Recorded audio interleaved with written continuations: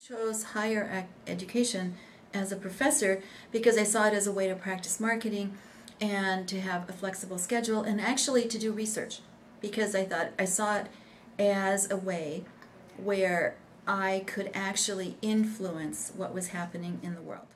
In DC. Oh my gosh, just every day coming to work is wonderful. Just to see the Washington Monument, it's so exciting.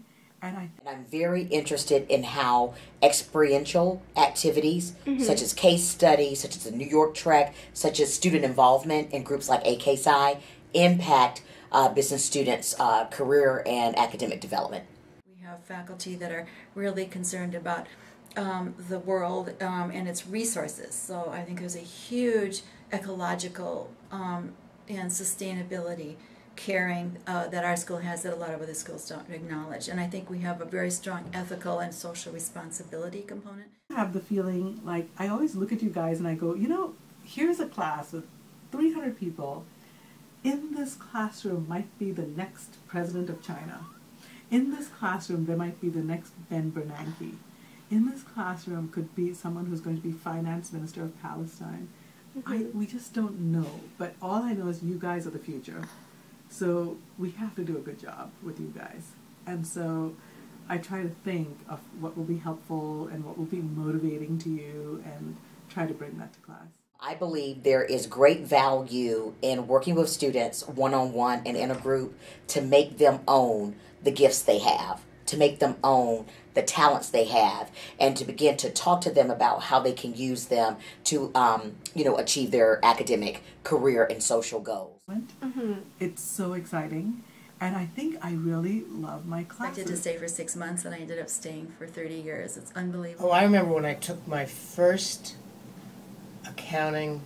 When I first took accounting was my sophomore year, and I took my first accounting exam, and I did it, and I thought, gee, I love this. And I got a really good grade. I love the fact when I teach, demand and supply, 2 lines on a graph. How much we can show with those 2 lines. Right. That is so exciting to me. What an elegant little model that we can explain so much that goes on in the world using 2 lines. Not all students, but many students live under a rock. They don't, unless they're kind of forced to, they're not out paying attention to what's going on in the world because they have so much other stuff going on. Many just are here to take classes and get grades, but they don't realize that the grade is really not so important. Really what they're learning is more important because they're building up intellectual capital to then bring to the workforce. Get to have a sense of Washington. You go to news resources, and I encourage them to look at not just American news resources, but to look at the BBC and Al Jazeera and others. Don't pay just attention to U.S. sources because you get a different slant if you look at different news services. If they can to do a study abroad program, they should do it. I hope that after the class, even if you're not a political science major, the students will have developed a little bit of curiosity about what's going on in the world and have enough of a knowledge background based upon what we've discussed in class to be able to understand and analyze current events as they go forward. So you just have to look at what's interesting and develop some areas of interest, and then also develop friends. You have a pretty good idea of where you're heading is bright, and not that you shut out other opinions or don't change, but you have to have a little bit of ego behind you.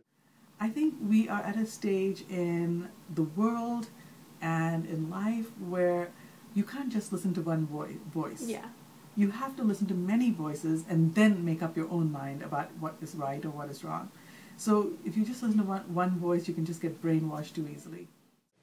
I think you have to have you have to develop an expertise within some field of whatever it is you're interested in. At the same time, enjoy your undergraduate life. Networking and building bridges with faculty is very important to your career here. Even if you think you're going to bother your professor, you should go see them.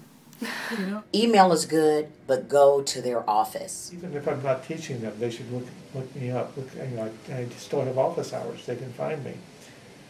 And they should do that, because every once in a while I will run into former students and have a nice conversation with them. It's fun to see what they're doing, how they're doing, and that sort of thing. So, what we just discussed before, tap into faculty and maybe have conversations like what you're having now, because a lot of our faculty have industry experience. And even though they've worked here 25 years and they may not be at KMPG anymore or E&Y, you know, some of the big firms, no, they probably have friends there. Network, and do a lot of networking with adults. Adults. So many of them just do networking with their own peers, and that you'll do anyway. But especially in Washington, D.C., there are so many opportunities, there are so many things going on. For example, there's a National Economists Club. And I really would like to get to see us really fine-tune and harness a more linear model of having strong programs for each year of our students. Say, for example, Nan, I think that we do a good job with the first year. You know, we've got FYDP, we've got the Living and Learning program now, but I still want to do more for sophomores. Like, we've got the sophomore Living and Learning community, but it's kind of small. I would love to see a seminar or a sophomore leadership institute be developed so that sophomore students can participate in 12 workshops a year that are facilitated by corporations, and that you can get a certificate at the end that shows that you went through a professional training, but you can have that as a sophomore. For our juniors, I would like to see a more robust internship program where we could attach a 3-credit internship class. So if you do your internship in the summer, or if you do it in the fall, you would almost come to a class like FYDP once a month with other students in internships to talk about your experience, what you're learning, challenges you're having, receive tips. I would like to see that in the junior year, as well as an opportunity to constantly improve the resume. And then for the senior year, I would like to focus on etiquette and how to survive the year after. I would love to see a senior program called the Year After that helps seniors look forward to, how will I function on my first day on the job as a brand new GWSB graduate? If I go to graduate school, what is it going to be like? How do I function my first day in an MBA class? And so those are the things I would like to set up. But it takes money, it takes resources, but I really hope to do that. So when we recruit GW students, we're able to show them, you know, as you kind of matriculate through the 4 years, through your academic work, look at the programs that can go along with it. it's a very rough market right now. We want business people who can communicate. really, you should start thinking in freshman year. Start developing your resume, getting internships, building yourself up so that networking, because it will take 4 years for you to build up that resume so that you will be a really great job candidate. People have to be able to leave the university with marketable skills, but more importantly, they have to be able to continually evolve and develop skills as technology and even non-technical things, just the business world changes.